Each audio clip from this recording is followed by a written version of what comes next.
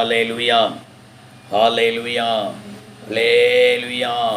ஸ்தோத்திரம். கர்த்தருடைய பரிசுத்தமுள்ள நாமம் மகிமைப்படுவதாக. ஆண்டவரும் அருமை இரட்சகருமாகிய இயேசு கிறிஸ்துவின் நிதான நாமத்தினால் என்னுடைய பாதத்தில் கடந்து வந்திருக்கிற உங்கள் அனைவரையும் அன்போடு கூட வாழ்த்துகிறேன். கர்த்தர் உங்களை நிறைவாக ஆசீர்வதிப்பாராக. இந்த நாளிலும் செய்திக்காக தெரிந்து கொண்ட வேத வசனம் ஸ்தோத்திரம். 1 யோவானின் புஸ்தகம் அதனுடைய 4வது அதிகாரம். 1 யோவானின் புஸ்தகம் 4வது அதிகாரம் அதனுடைய 8வது வேத வசனத்தை ஒருவர் சத்தமாய் வாசிப்போம். 1 யோவானின் புஸ்தகம் 4வது அதிகாரம் 8வது வேத வசனம். அன்பில்லாதவன் தேவனை அறியான், தேவன் அன்பாகவே இருக்கிறார். அன்பில்லாதவன் தேவனை அறியான், தேவன் அன்பாகவே இருக்கிறார் என்று சொல்லி இந்த வேத வசனத்தில் அப்போஸ்தலனாகிய யோவான் இந்த வார்த்தைகளை விதமாக அவர் சொல்கிறார். நாம் ஆராதிக்கிறதான தேவன் நமக்காக இந்த பூமியில் வந்து இரத்தம் சிந்தி மரித்து உயிர்த்து நம்மை ரட்சித்ததான அந்த தேவன் அவர் எப்படிப்பட்டவராய் இருக்கிறாரா? அவர் அன்பாகவே இருக்கிறார். அவர் அன்பான ஒரு தேவன். அவருடைய அன்புக்கு ஈடு இணை இந்த உலகத்தில் ஒன்றுமில்லை. பெற்ற தாயினிடத்தில் கிடைக்காத அன்பு இயேசுவிடத்தில் இருக்கிறது. தாயிலும் மேலாக நேசிக்கிறவர், தகப்பனை விட மேலாக நேசிக்கிறவர், சகோதரனை விட மேலாக நேசிக்கிறவர், சகோதரியை விட மேலாக நேசிக்கிறவர், நண்பனை விட தோழியை விட மேலாக நேசிக்கிறவர் தான் நம்முடைய ஆண்டவராகிய இயேசு கிறிஸ்துவாய் இருக்கிறார். அவர் அன்பான ஒரு தேவனாக அவர் காணப்படுகிறார். கர்த்தருக்கு ஸ்தோத்திரம். அந்த இயேசு கிறிஸ்து அவர் எப்படி இந்த உலகத்தில் அவர் அன்பு கூர்ந்தார் என்பதை குறித்து தான் இந்த நாளில் நாம் தியானிக்க போகிறோம்.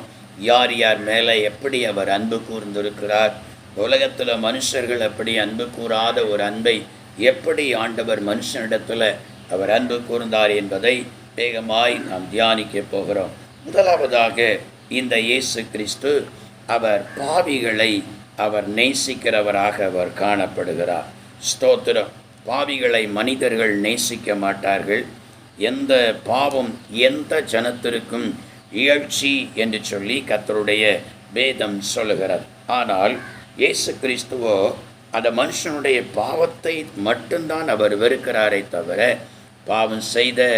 பாவம் செய்து கொண்டிருக்கிற அந்த மனிதனையோ கர்த்தர் நேசிக்கிறவராக அவர் காணப்படுகிறார்.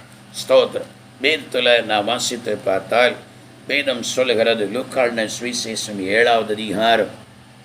லூக்கான சுவிசேஷம் அதனுடைய 7வது அதிகாரம் அதனுடைய 39வது வசனத்தை நான் வாசித்து பார்க்கும் பொழுது, அவரை அழைத்த பரிசேயன் அதை கண்டபோது, இவர் தீர்க்கதரிசியாயிருந்தால் தம்மை தொடுகிற ஸ்திரீ இன்னாள் என்றும் இப்படிப்பட்டவள் என்றும் அறிந்திருப்பார். இவள் பாவியாயிருக்கிறாளே என்று தனக்குள்ளே சொல்லி கொண்டான் என்று சொல்லி வாசிக்கிறோம். கர்த்தருக்கு ஸ்தோத்திரம்.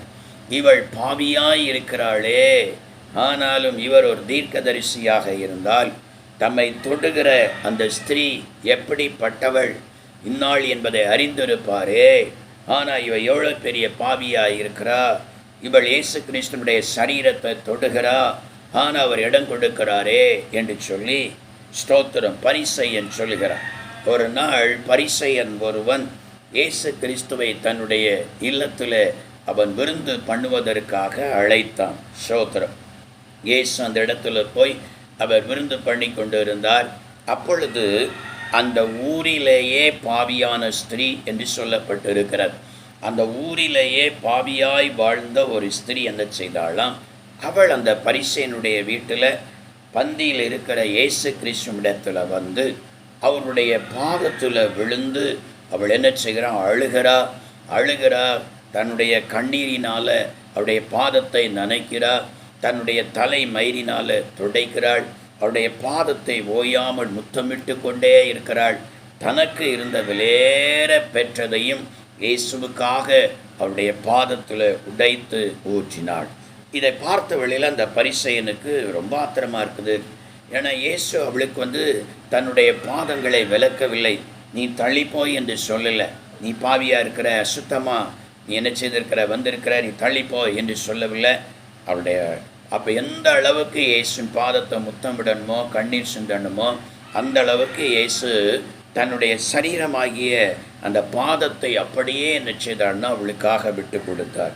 அவள் இருந்து முத்தமிடுகிறா, அழுகிறா, கண்ணீரை சிந்துகிறா, தன்னுடைய தலைமையை வச்சு துடைக்கிறா. கடைசியாக தனக்கு இருந்த விலையேற பெற்ற பரிமள தைலத்தையும் வைத்து இயேசுவின் பாதத்திலே ஊற்றினார். ஸ்தோத்திரம். இதை பார்த்த வேளையில தான் விருந்துக்கு அழைத்த அந்த பரிசேயனுக்கு அதிக ஆத்திரம் வந்தது. ஸ்தோத்திரம். என்ன இயேசு கிறிஸ்து ஒரு பரிசுத்தவான் சொல்லி நினைத்தோம், ஒரு தீர்க்கதரிசி, ஒரு பெரிய பரிசுத்தவான் சொல்லி நினைத்து நம்முடைய வீட்டுக்கு விருந்துக்கு அழைத்தோம். ஆனால் இவரோ அவ்வளவு பாவியாக வாழ்ந்தவா. இவளுக்கு ஜீவியெல்லாம் நமக்கு தெரியும், எப்படி வாழ்ந்தா, எப்படி ஜீவிக்கிறா என்பது இந்த ஊரறிந்த உண்மை.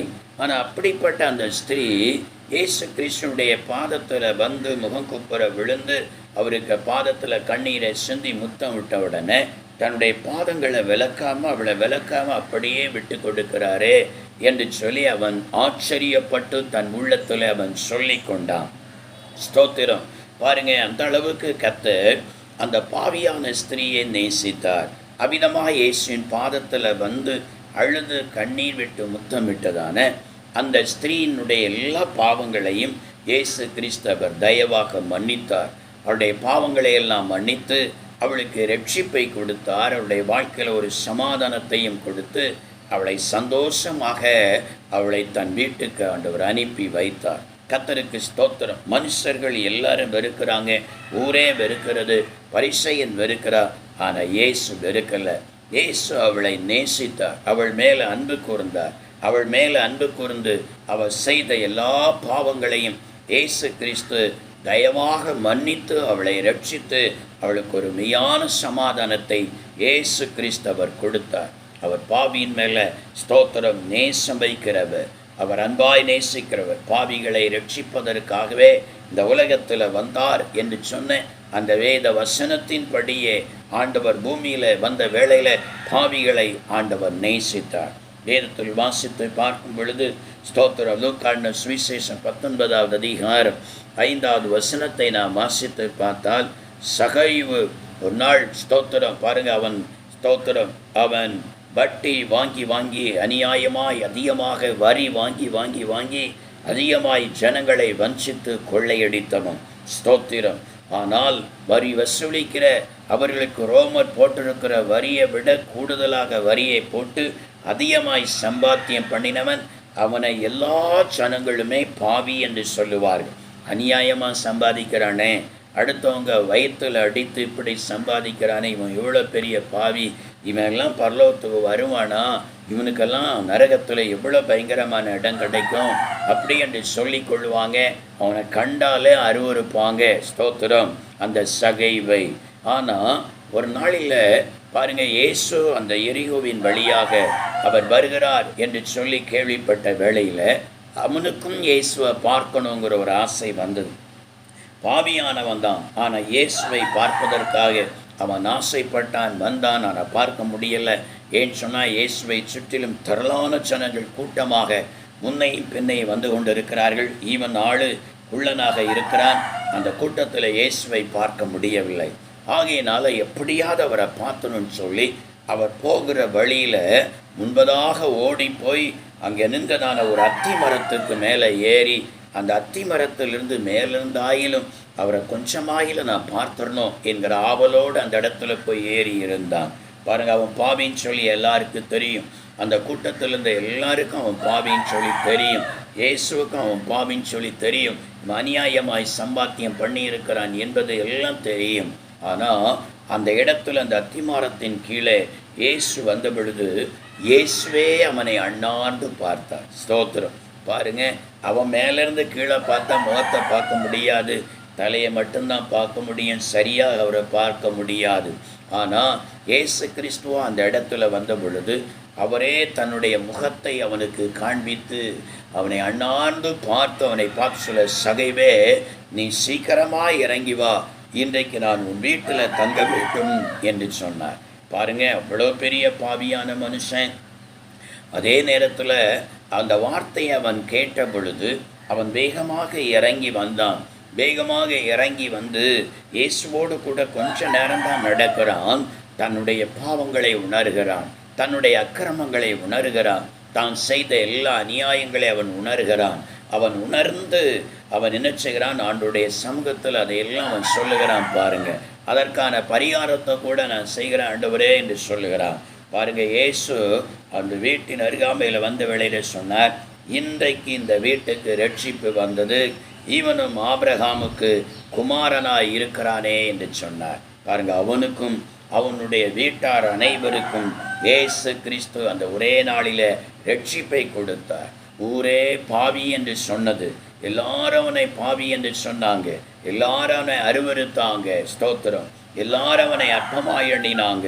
ஆனால் அப்படிப்பட்ட அந்த மனிதனை இயேசு கிறிஸ்து நேசித்து அவன் வீட்டில் வந்து தங்கி அவனுடைய வீட்டார் அனைவருக்கும் அவனுக்கும் கர்த்தர் ஒரே நாளில் கர்த்தர் ரட்சிப்பை ஆண்டவர் கொடுத்தார்.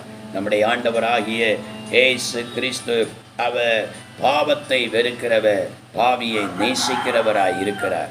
எப்பேற்பட்ட பாவியாய் இருந்தால், கொலை செய்தவனாய் இருந்தாலும், கொள்ளை அடித்தவனாய் இருந்தாலும், பச்சாரம் பண்ணினவனாய் இருந்தாலும், தாசனனாய் இருந்தாலும், மற்றவருடைய பணத்தையும் பொருளையும் திருடனாக இருந்தாலும், வஞ்சகனாக இருந்தாலும், அசுத்தனாக இருந்தாலும், ஆண்டவராய் கர்த்தர் அவனுடைய கிரியைகளைத்தான் வெறுக்கிறாரே தவிர அந்த மனுஷனை ஆண்டவர் நேசிக்கிறார்.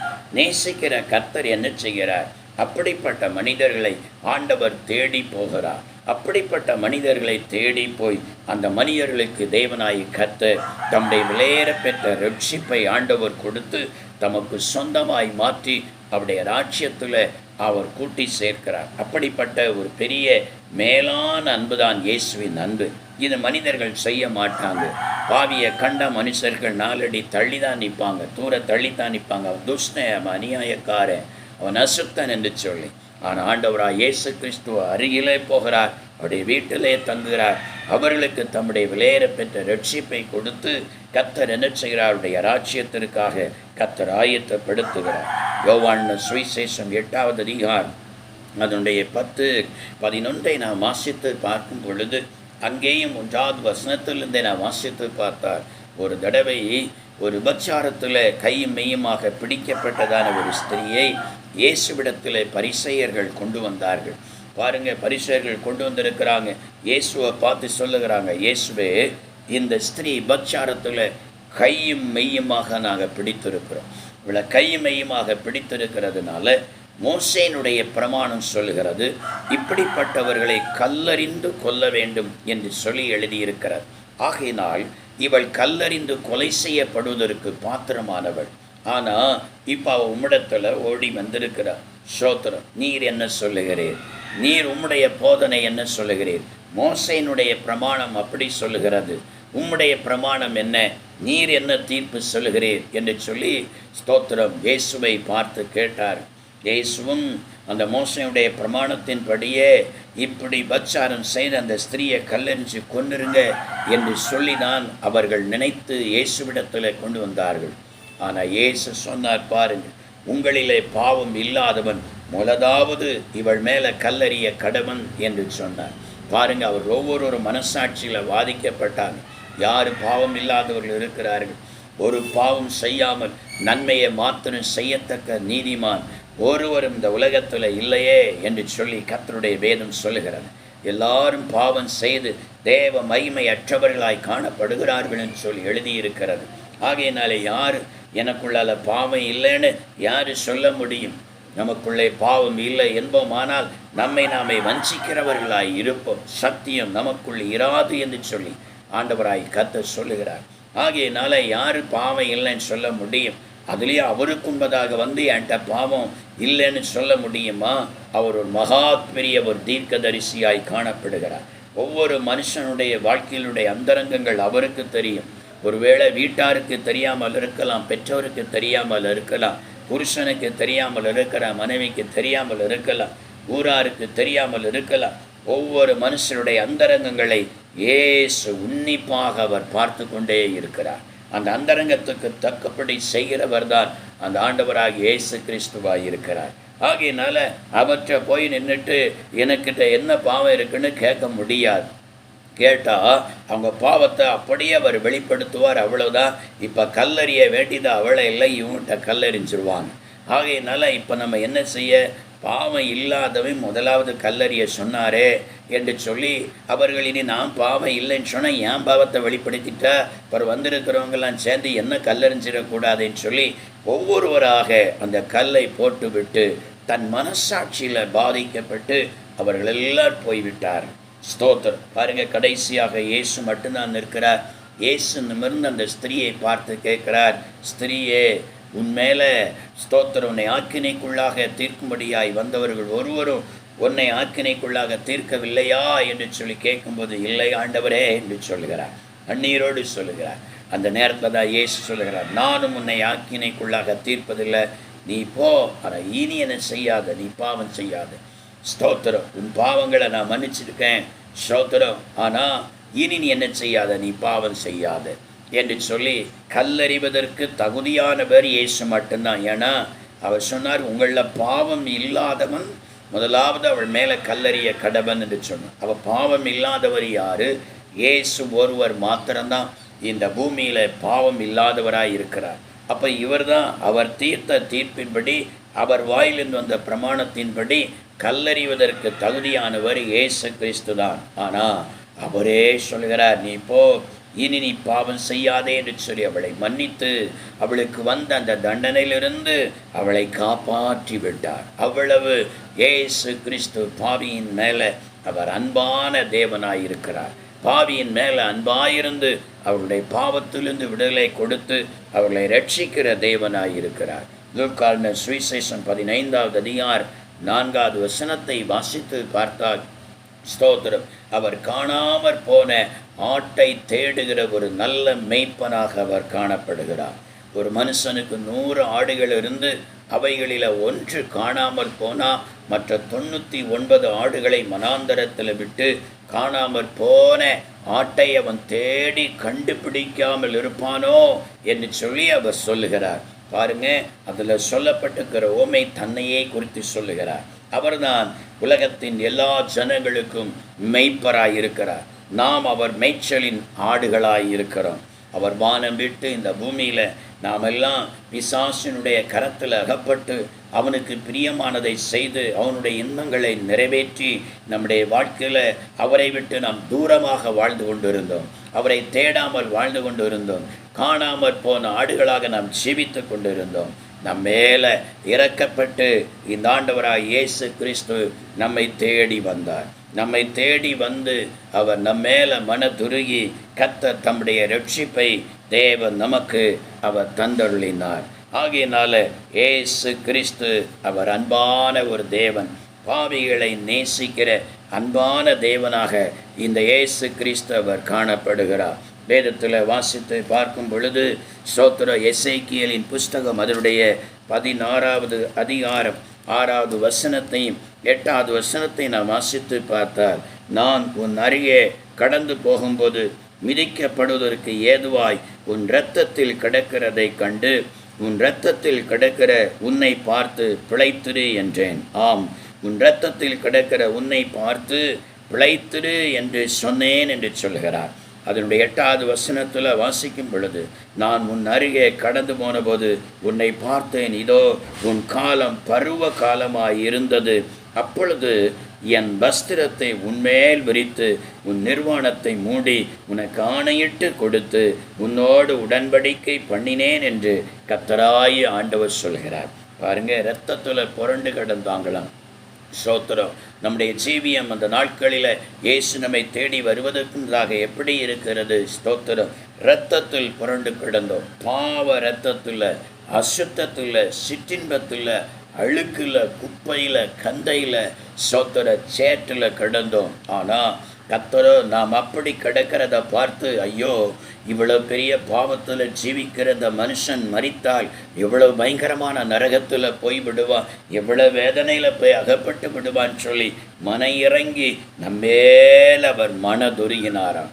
நம்மேல மனதுருகி நீ பிழைத்திரு என்று சொன்னாராம். நம்மேல மனதுருகி கர்த்தர் தம்முடைய வஸ்திரத்தை நம்மேல் அவர் மூடினாராம். பாவத்தின் நிமித்தம் நிர்வாணமாக வாழ்ந்து கொண்டிருந்த நமக்கு அவருடைய விலையேற பெற்ற ரட்சிப்பின் வஸ்திரத்தை கர்த்தர் நம்மேல் அவர் விரித்தார். நம்மேல விரித்து நம்மோடு கூட ஒரு சமாதான உடன்படிக்கை கூட அவர் பண்ணினார். மலைகள் விலகினாலும் பர்வதங்கள் நிலை பெயர்ந்தாலும் என் கிருபை உன்னை விட்டு விலகாமலும் என் சமாதானத்தின் உடன்படிக்கை உன்னை விட்டு நிலை பெறாமலும் இருக்கும் என்று உன்மேல் மனதுருகிற கர்த்தர் சொல்கிறார் என்று சொல்லி ஏசு கிறிஸ்து பாவத்தில் கடந்த நம்மை மனதுருகி நம்மை எழுந்திருக்க பண்ணி தம்முடைய வஸ்திரத்தை விரித்து நம்மோடு ஒரு சமாதான உடன்படிக்கையை நான் பண்ணினேன் என்று சொன்னார். ஸ்தோத்திரம். அந்த ஆண்டவராய் இயேசு கிறிஸ்து எவ்வளவு அன்பானவர் பாருங்க. உலகம் நம்மை வெறுத்தது நம்முடைய பாவத்தினால, நம்முடைய அசுத்தத்தினால உலகம் வெறுத்தது. நண்பர்கள் வெறுத்தாங்க, சொந்த பந்தங்கள் வெறுத்தாங்க, சீ என்று சொல்லி இகழப்பட்ட நிலையில் இருந்தோம். ஆனால் இயேசுவோ மனதுருகி நம்மை எழுந்திருக்க பண்ணி வஸ்திரத்தை உடுத்தி நம்மை அழகு பார்த்து சமாதானத்தை தந்து நம்மை இந்த உலகத்தில் வாழ வைத்தாரே. அவருடைய அன்புக்கு ஈடு இணை இந்த உலகத்தில் எதுவுமே இல்லை. அவர் அன்பான ஒரு தேவன். இரண்டாவதாக இந்த ஆண்டவராய் இயேசு கிறிஸ்து அவர் எப்படி அவர் யாரை நேசிக்கிறார், அவருடைய அன்பை ருசித்து அவருடைய சமூகத்தில் வந்து மனம் மாறியும் அவருடைய சமூகத்தை விட்டு பின்வாங்கி போனவர்களை கூட அவர் நேசித்து அழைக்கிறவராக அவர் காணப்படுகிறார்.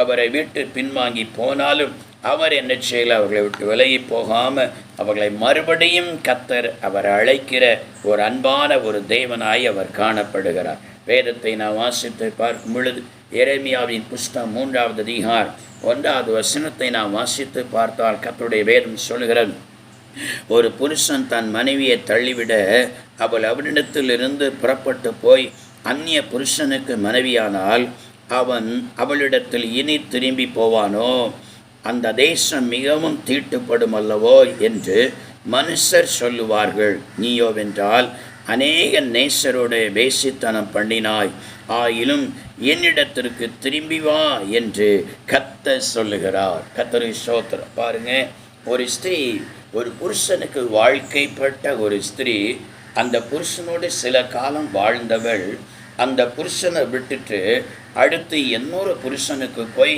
அவள் வாழ்க்கப்பட்டு வாழ்ந்தா இனி அவள் மறுபடியும் தன்னுடைய முந்தின புருஷனிடத்தில் அவள் திரும்பி வருவாளா? அவள் அப்படி திரும்பி வந்தால் அந்த தேசம் தீட்டுப்படும் அல்லவா என்று சொல்லி மனுஷர்கள் எல்லாரும் சொல்லுவார்களாம்.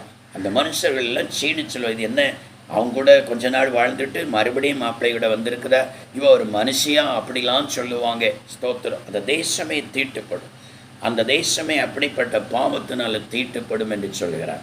ஆனால் மனுஷர்கள் யாரும் அதை ஏற்றுக்கொள்ளாமல் அற்பமாக எண்ணுகிற தீட்டு தேசமே தீட்டுப்பட்டிருக்கிற தீட்டை உண்டாக்கின அப்படிப்பட்ட பெண்மணியை பார்த்து அப்படிப்பட்ட ஒரு மனுஷரை கூட பார்த்து ஆண்டவராய் இயேசு கிறிஸ்து சொல்கிறார், நீயோ என்னை விட்டு தூரமாய் போன, என்னை மறந்து என்னை விட்டு தூரமாய் போய் அநேக நேசரோடு நீ வேசித்தனம் பண்ணினாய் என்று சொல்லுகிறார்.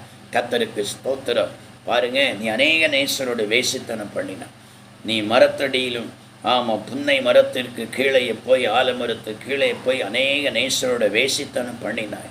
அது கிறிஸ்து என்கிற ஒரே புருஷனை விட்டு அந்நிய தெய்வங்களை வழிபடுவதற்குரிய ஒரு அடையாளமாய் காணப்படுகிறது. நீ என்னை விட்டு தூரம் போய் நீ அந்நிய தெய்வதைகளை உன்னுடைய வாழ்க்கையில் வணங்கினாய், வழிபட்டாய். ஆனாலும் ஆண்டவராகிய கர்த்தர் சொல்கிறார், உன் மேலே நான் மனதுருகுகிறேன், உன்னை நான் என்ன நேசிக்கிறேன், என்ன அவைகளை விட்டு விட்டு என்னிடத்துல வா. ஸ்தோத்திரம். ஒரு ஸ்திரீ அப்படி வாழ்ந்தால் அந்த தேசத்தில் அவளை திரும்பி ஏற்றுக்கொள்ள மாட்டாங்க, எல்லாரும் அவளை சீன்னு சொல்லுவாங்க. ஆனால் நான் உன்னை வெறுக்கலை, நான் உன்னை தள்ளலை, நான் மறுபடியும் உன்னை அழைக்கிறேன், நீ என்னிடத்துல திரும்பி வா. அந்த பாவத்தை எல்லாம் விட்டு அந்த அசுத்தங்களை எல்லாம் விட்டு நீ மறுபடியும் என்னிடத்துல திரும்பி வா, நான் உன்னை சேர்த்து கொள்ளுகிறேன் என்று சொல்லி ஆண்டவராகிய கர்த்தர் சொல்லுகிறார். வேதத்தை வாசித்து பார்க்கும் பொழுது ஸ்தோத்திர லூக்கான சுவிசேஷம் 15வது அதிகாரம் 20வது வசனத்தை வாசித்து பார்த்தால் வேதத்தில் சொல்லப்பட்டிருக்கிற இளைய குமாரன் அவன்தான் அப்படியும் போய் வாழ்ந்தான். பாருங்க, தன்னுடைய தகப்பன் குடும்பத்தை விட்டு அவன் தூரமாய் போய் வேசித்தனம் பண்ணினான். அவன் வேசித்து தனம் பண்ணி வஸ்திரத்தை எல்லாம் இழந்து அவன் முழுவதுமாக தீட்டுப்பட்டு அசுத்தமாகி அசுத்தத்தோடு தன்னுடைய வாழ்க்கையில் வருகிறான். அவனுக்காக அவனுடைய தகப்பன் காத்திருக்கிறான்.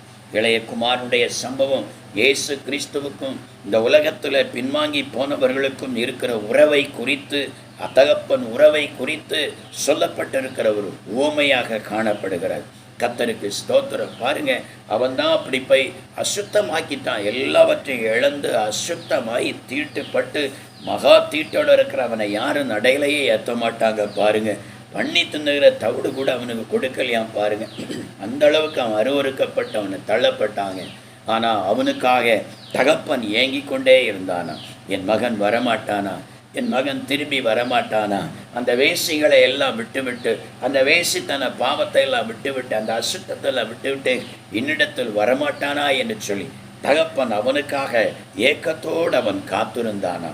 ஆனால் ஒரு நாள் அப்படி அவன் மனம் மாறி அவன் வருகிற நேரத்தில் பாருங்க, அந்த தகப்பனே அவன் தூரத்தில் வருகிறதான் கண்டாரான். அவனை தூரத்தில் வருகிறத கண்டு தகப்பனே அவன் முன்னால் ஓடி போனாரான். பாருங்க, அவனை ஓடி போய் அவனை கட்டி பிடிச்சி, அசுத்தத்தோடு வந்திருக்கிறான், வேசித்தனம் பண்ணி நாற்றம் பண்ணி கூட கடந்து படுத்தவன், பண்ணி கூட மேய்ச்சவன்.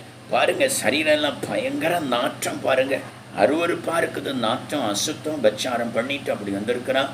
பாருங்க, ஆனால் அப்படிப்பட்டவன் அவன் மனம் மாறி அவன் வருகிற நேரத்தில் அந்த தகப்பன் ஓடி போய் அவன் நாற்றம்னு சொல்லி பார்க்கல, அசுத்தம்னு சொல்லி பார்க்கல, ஐயோ அவனுடைய சரீரம் இவ்வளவு அழுக்காக இருக்குன்னு சொல்லி பார்க்கல. அந்த அசுத்தத்தோடு நாற்றத்தோடு அந்த தகப்பன் ஓடி போய் அவனை கட்டி பிடித்து அவனை முத்தமிட்டானான். ஸ்தோத்திரம். கட்டின மனைவி கூட இந்த காரியத்தை செய்ய மாட்டாச்சு, தள்ளிப்போன்னு சொல்லுவேன். நீ பண்ணி மேய்ச்சிட்டு வந்திருக்கிற, நீ வேசித்தனம் பண்ணிட்டு வந்திருக்கிற, தள்ளிப்போன்னு சொல்லுவா. ஸ்தோத்திரம். பெற்ற தாய் கூட தன்னுடைய பிள்ளைய இவ்வளவு அருவருப்பாக போயிட்டு வந்தாலும் நடையில் ஏற்ற மாட்டா, போ அப்படின்னு சொல்லுவா. ஸ்தோத்திரம். பாருங்க, ஆண்டவராக இயேசு கிறிஸ்து அவ்வளவு அசுத்தத்தோடு வந்த மனுஷனை கூட ஆண்டவர் மன இறங்கி என்ன செய்கிறார். ஸ்தோத்திரம். அந்த தகப்பான் கட்டி பிடித்தது போல ஸ்தோத்திரம் அவ்வளவு அசுத்தமாய் பின்வாங்கி போய் ஊதாரியாக வாழ்ந்து துன்மார்க்கமாய் ஜீவித்த மனிதனை கூட ஆண்டவர் நேசிக்கிறார். அவன் தன் பாவங்களை விட்டு மனமாறி வந்தார். அவனையும் கட்டி பிடித்து அவர் முத்தமிட்டு அரவணைக்க ஆண்டவர் இன்றைக்கும் அவர் காத்திருக்கிறார். அப்படிப்பட்ட ஒரு மேலான பின்வாங்கி போனவர்களை கூட நேசித்து அரவணைக்கிற ஒரு அன்புதான் நம்முடைய ஆண்டவராகிய இயேசு கிறிஸ்துவினுடைய அன்பாய் காணப்படுகிறது. ஸ்தோத்திரம். மூன்றாவதாக, இந்த ஆண்டவராய் இயேசு கிறிஸ்துவனுடைய அன்பு அது எப்படிப்பட்டதாய் இருக்கிறது? வேதத்தை நாம் வாசித்து பார்க்கும் பொழுது ஸ்தோத்திரம், ஏசாயா தீர்க்கதரிசியினுடைய புஸ்தகம் அதனுடைய 53வது அதிகாரம், ஏசாயா 53வது அதிகாரத்தில் நாம் வாசித்து பார்த்தால் ஸ்தோத்திரம், நாம் எல்லாருடைய பாவத்தையும் அக்கிரமத்தையும் அதே நேரத்தில் சாபத்தையும் கூட தன்மேல ஏற்றுக்கொண்டு நம்மை அந்த அக்கிரமங்களிலிருந்தும் பாவங்களிலிருந்தும் சாபங்களிலிருந்தும் விடுதலையாக்கி ஆசீர்வதித்த ஒரு அன்புதான் இயேசு கிறிஸ்துவனுடைய அன்பாய் காணப்படுகிறது. ஏசாயா 53:6 நாம் வாசித்து பார்த்தால், நாம் எல்லாரும் ஆடுகளைப் போல வழி தப்பி திரிந்து அவனவன் தன் தன் வழியே போனோம், கர்த்தரோ நம் எல்லாருடைய அக்கிரமத்தையும் அவர் மேலே விழப்பண்ணினார். அக்கிரமம் செய்தது நாம் தான், ஆனால் அந்த அக்கிரமத்தை எல்லாம் பிதாவாகிய தேவன் இயேசு கிறிஸ்துவுக்கு மேல் விழப்பண்ணினார். அவர் அப்படியே சந்தோஷமாக ஏற்றுக்கொண்டார். நாம் அக்கிரமம் செய்தோம், நாம பாவம் செய்தோம், நம்முடைய பாவங்களை நம்முடைய அக்கிரமங்களை அவர் அப்படியே அவர் ஏற்றுக்கொண்டார். வேதத்தை வாசித்து பார்க்கும் பொழுது ஏசாயா தீர்க்கதரிசியின் புஸ்தகம் 53வது அதிகாரம் ஸ்தோத்திரம் அதனுடைய 4:5 வாசித்து பார்த்தார். நாம் எல்லாரும் மெய்யாகவே அவர் நம்முடைய பாடுகளை ஏற்றுக்கொண்டு நம்முடைய துக்கங்களை சுமந்தார் என்று சொல்லி எழுதப்பட்டிருக்கிறார். ஸ்தோத்திரம். அந்த அக்கிரமத்தினால் வருகிறதான பாடுகளை அவர் ஏற்றுக்கொண்டார். அந்த அக்கிரமத்தினால் வருகிற சமாதான குலைச்சல் துக்கங்களையும் அவரே ஏற்றுக்கொண்டார். அவரே ஏற்றுக்கொண்டு நம்மை அந்த அக்கிரமங்களிலிருந்தும் ஸ்தோத்திரம் அந்த துக்கத்திலிருந்தும் அந்த பாடுகளிலிருந்தும் நம்மை விடுதலையாக்கினேன் என்று சொல்லி ஆண்டவராய் கர்த்தர் சொல்லுகிறார். ஏசாயா தீர்க்கதரிசியின் புஸ்தகம் 53வது அதிகாரம் 12வது வசனத்தை வாசித்து பார்த்தார். அவர் தம்முடைய ஆத்துமாவை மரணத்திலே ஊற்றி அக்கிரமக்காரில் ஒருவராக எண்ணப்பட்டு அநேகருடைய பாவத்தை தாமே சுமந்து அக்கிரமக்காரருக்காக வேண்டிக் கொண்டார் என்று சொல்லி எழுதப்பட்டிருக்கிறார். பாருங்க, அக்கிரமக்காரருடைய பாவங்களை எல்லாம் அவர் தாமே ஏற்றுக்கொண்டு அவர்களுக்காக இவர் வேண்டிக் கொண்டார். இவருடைய பாவத்தை நான் ஏற்றுக்கொள்ளுகிறேன், இவருடைய பாவத்துக்கு வருகிற தண்டனையை நான் ஏற்றுக்கொள்ளுகிறேன், இவர்களை மன்னிங்க, இவர்களை விடுதலையாக்கிங்க சொல்லி பிதாவை பார்த்து பரிந்து பேசினார். ரோமர் 6 கடைசி வசனம் சொல்லுகிறது, பாவத்தின் சம்பளம் மரணம் என்று சொல்ல எழுதப்பட்டிருக்கிறது. ஸ்தோத்திரம். அந்த மரண தண்டனையை நம்முடைய பாவங்களுக்காக, நம்முடைய அக்கிரமங்களுக்காக அதையெல்லாம் இயேசு தம்மேல ஏற்றுக்கொண்டு நம்மை அந்த மரண தண்டனையிலிருந்து விடுதலையாக்க வேண்டும் என்பதற்காக, நரக தண்டனையிலிருந்து விடுதலையாக்க வேண்டும் என்பதற்காக நமக்காகவே இயேசு கிறிஸ்து அதை தன்மேல அவர் ஏற்றுக்கொண்டார். தம்மேல ஏற்றுக்கொண்டு நாம் மரிக்க வேண்டிய இடத்துல அவர் மரித்து நம்மை அவர் அந்த மரணத்திலிருந்தும் நரக பாதாளத்திலிருந்தும் அவர் விடுதலையாக்கினார். கர்த்தருக்கு ஸ்தோத்திரம். வேதத்தை வாசித்து பார்க்கும் பொழுது கலாத்தியர்கள் நிறுவம் 3வது அதிகாரம் 13வது வசனம் சொல்லுகிறது, மரத்திலே தூக்கப்பட்ட எவனும் சபிக்கப்பட்டவன் என்று சொல்லி எழுதியிருக்கிறபடி கிறிஸ்து நமக்காக சாபமாகி நியாயப்பிரமாணத்தின் சாபத்திற்கு நம்மை நீங்களாக்கி மீட்டு கொண்டார் என்று சொல்லி எழுதப்பட்டிருக்கிறது. ஸ்தோத்திரம். பாவம் ஒரு மனுஷனுடைய வாழ்க்கையில் அது தொடர்ந்து வரும் பொழுது அவருடைய சந்ததிகளுக்கும் சாபமாய் வருகிறது. அந்த சாபத்தை இயேசு ஏற்றுக்கொண்டார். ஸ்தோத்திரம். மரத்தில் தூக்கப்பட்டால் அவன் சபிக்கப்பட்டவனா. நாம் எல்லாருடைய சாபத்தை அவர் ஏற்றுக்கொண்டு சிலுவை மரத்தில் இயேசு நமக்காக அவர் தூக்கப்பட்டார். ஸ்தோத்திரம். அவர் சிலுவை மரத்தில் தூக்கப்பட்டு நம்முடைய சாபத்தை எல்லாம் அவர் ஏற்றுக்கொண்டு நம்முடைய சாபத்தை நம்மை விட்டு அகற்றிவிட்டு, கலாத்தியர் 3:14 சொல்லுகிறது, ஆபிரகாமுக்கு உண்டான ஆசீர்வாதம் கிறிஸ்து இயேசுவினால் புறச்சாதிகளுக்கு வரும்படியாக அவர் அப்படி ஆனார் என்று சொல்லி எழுதப்பட்டிருக்கிறது. தேவனுடைய பிள்ளைகளே, ஸ்தோத்திரம்.